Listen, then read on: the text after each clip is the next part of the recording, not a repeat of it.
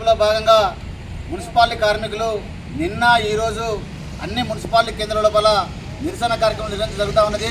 ఈ నిరసన కార్యక్రమం యొక్క ముఖ్య ఉద్దేశం ఇవాళ కాంగ్రెస్ ప్రభుత్వం ఎన్నికల మేనిఫెస్టో లోపల కార్మికులకి సమస్యలన్నీ కూడా పరిష్కరిస్తామని చెప్పేసి ఆనాడు ఎన్నికల మేనిఫెస్టోలో పెట్టింది.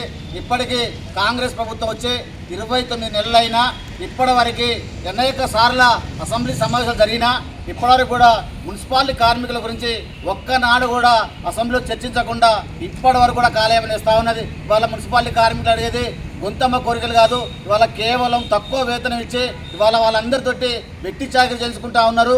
కాబట్టి ఇవాళ కనీసం వాళ్ళ కుటుంబాలు బతకాలన్నా కనీస వేతనం 26,000 రూపాయలు ఇవ్వాలని చెప్పేసి సాక్షాత్ సుప్రీంకోర్టు చెప్పింది. అయినా కానీ ఇప్పటి వరకు కూడా వాళ్ళ కనీస వేతనం ఇవ్వకుండా కేవలం తక్కువ వేతనంతో పనిచేయించుకుంటా ఉన్నారు. అంతేకాదు వాళ్ళ మున్సిపాలిటీ కార్మికులు అనేక సంవత్సరాలుగా ఈ మున్సిపాలిటీలో పనిచేస్తూ ఉన్నారు. వారిని కూడా తక్షణమే పర్మనెంట్ చేయాలని చెప్పేసి అదేవిధంగా ఇవాళ ఏదైతే మున్సిపాలిటీ కార్మికులు డిమాండ్ చేస్తూ ఉన్నారో ఇప్పటికే అనేక సందర్భాల ఈ ప్రభుత్వం మీద అనేక సందర్భాలలో ఆందోళన పనిచేశారు. అయినా కానీ ఇవాళ మున్సిపాలిటీ కార్మికుల సమస్యల్ని పరిష్కరించకుండా కాలయాపన చేస్తూ ఉన్నారు.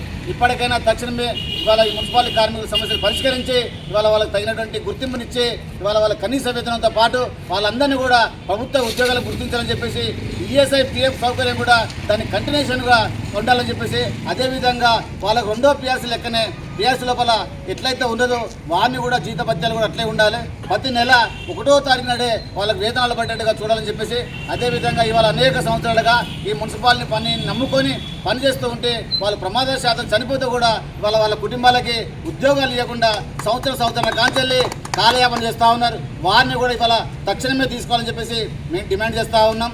దానితో పాటే ఇవాళ కొత్త కూడా ఎక్కడ చూసినా కూడా మున్సిపాలిటీ కార్మికులు ఏ వార్డులో కూడా 3, 2, 4 పనిచేస్తూ ఉన్నారు. వాళ్ళ పనిభారం బాగా పడతా ఉన్నది. అనేక ఇబ్బందులు ఈ కార్మికులు పడతా ఉన్నారు. కాబట్టి ఇవాళ తక్షణమే సిబ్బందిని పెంచుకొని కూడా ప్రతి వార్డులో 5, 6 కేటాయించాల్సిన బాధ్యత కూడా ఇవాళ మున్సిపాలిటీ అధికారులు తీసుకోవాలి.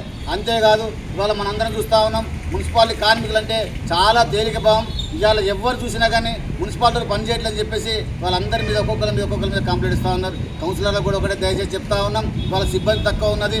మీరు చేయాల్సినటువంటి డిమాండ్ అంతా కూడా ఇవాళ మున్సిపాలిటీ ఆఫీసు లోపల మీరు కౌన్సిలర్ గెలిచిన కాడికనే మీరు అక్కడ అడగాల తప్పించి వాళ్ళ చిన్న ఉద్యోగస్తుల మీద పడి వాళ్ళని ఇబ్బంది పెడితే చాలా బాధాకరంగా ఉంటుంది.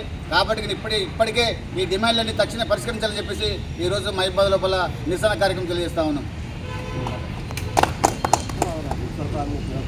రాష్ట్ర పిలుపులో భాగంగా ఈ నెల 4వ రాష్ట్ర కమిటీ సమావేశంలో రాష్ట్ర కమిటీ పిలుపులో భాగంగా ఈ నెల 15 నుంచి 18, 19 తేదీలలో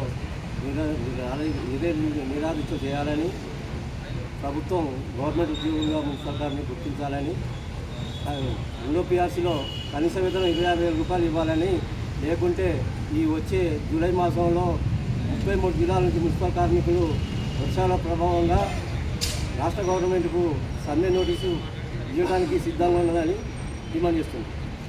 పరిష్కరించాలి మున్సిపాలిటీ కార్మిక సమస్యలు వెంటనే. మున్సిపాలిటీ కార్మిక సమస్యలు వెంటనే. మున్సిపాలిటీ కార్మిక 10 నెలల 1వ తారీఖు నాడు 10 నెలల 1వ తారీఖు నాడు జీతాలు 1వ తారీఖు నాడు ప్రభుత్వ ఉద్యోగులుగా మున్సిపాలిటీ కార్మికులు ప్రభుత్వ ఉద్యోగులుగా